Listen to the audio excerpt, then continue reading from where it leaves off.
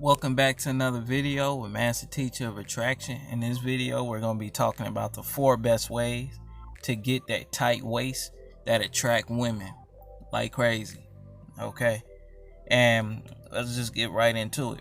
So, the first way is going to be to recognize foods that cause discomfort. Okay, this is going to be different for everybody. All right, I can tell you some of the most common things is going to be dairy, things like milk, certain cheeses. Another thing is gonna be some fruits and vegetables.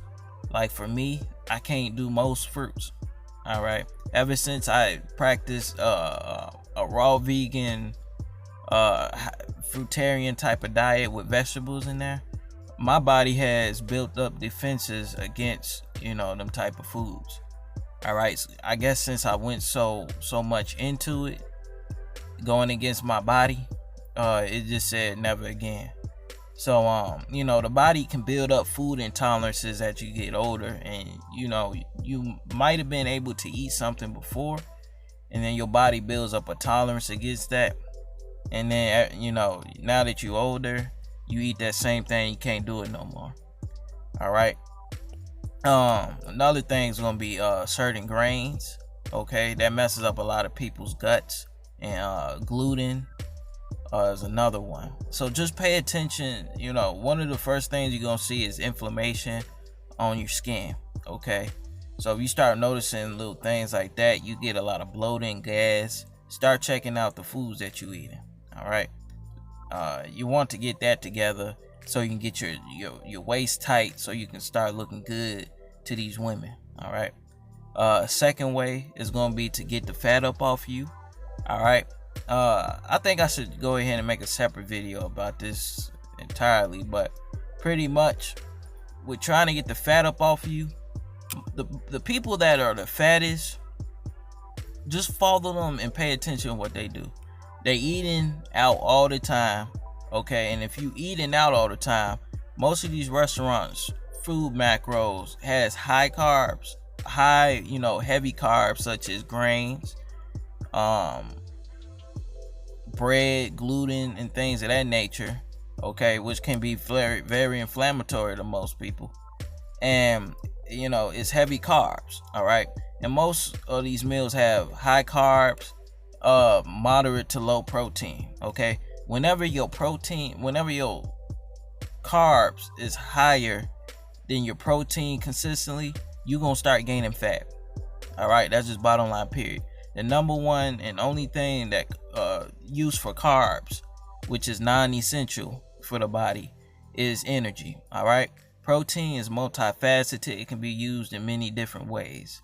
All right, so you want to try to basically just focus on what I like is honey, cane sugar, and things, because it takes a lot of it to reach high numbers. Ain't nobody finna sit there and down the whole thing, 32 ounces of raw honey in a sitting.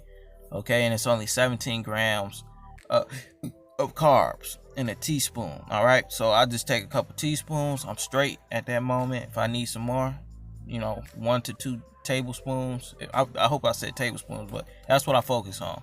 And I keep my carbs low like that, focus on my protein. I still save enough room to get in a sufficient amount of protein. Okay, so my protein is higher than my carbs.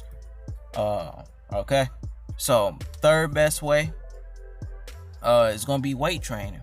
All right, weight training is gonna build, in relation to the waist, there's 2 types of waist you can build for.